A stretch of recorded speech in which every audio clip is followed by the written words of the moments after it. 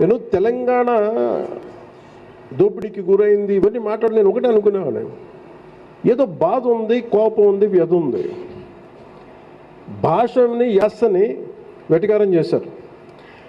అప్పటికి పాలిటిక్స్ తెలియదు నాకు. నేను నా సినిమాల్లో నేను ఎలా చెప్పాలి, నేను ఇష్టపడే తెలంగాణ యాస కానీ, తెలంగాణ మాండలికం కానీ, తెలంగాణ సాహిత్యం కానీ, అది నేను సినిమాలు ఎందుకు పెట్టుకుంటే ఓట్లు వేస్తారని పెట్టుకోలేదు, నాకు ఇష్టంతో పెట్టుకున్నాను, గౌరవించడానికి పెట్టుకున్నాను. మేము ఇప్పుడు పాలిటిక్స్లోకి వచ్చి ఉండొచ్చు, అది వేరే విషయం. నేను కూర్చున్నదంతా చాలా బలమైన జనసేన ఐడియాలజీ ఏంటి, మీరు కన్ఫ్యూజ్డ్ ఐడియాలజీ అని మాట్లాడతారు. ఒక సైడ్ నువ్వు లెఫ్ట్ వామపక్ష భావజాలం అంటావు, ఇంకోసారి రైట్ అంటావు.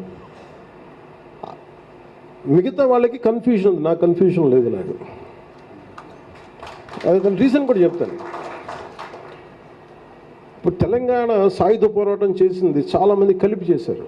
వామపక్షాలు చేసినాయి, సనాతన ధర్మాన్ని పాటించే వాళ్ళు చేశారు. ఎక్కడా కూడా రజాకారులు పర్టికులర్గా మతం అయినప్పటికీ కూడా దాని మన మత పోరాటంలాగా అవ్వలేదు. అది సాయుధ పోరాటం అయింది దానికి, అంటే అంత స్ఫూర్తి దానికి. అంటే నేను ఆ బ్యాలెన్స్ నేను పట్టుకున్నాను. నాకు అర్థమైంది తెలంగాణ గొప్పతనం, తెలంగాణ పోరాట గొప్పతనం. అన్యాయం జరుగుతుంది, కానీ దానికి నువ్వు ఈ రిలీజియస్ యాంగిల్ తీసుకోపోకర్లా, ఇంకో యాంగిల్ పట్టుకోకర్లా, ఒక జస్టిస్ యాంగిల్ పట్టుకోవాలి. నాకు తెలంగాణ పోరాటం నచ్చింది అది.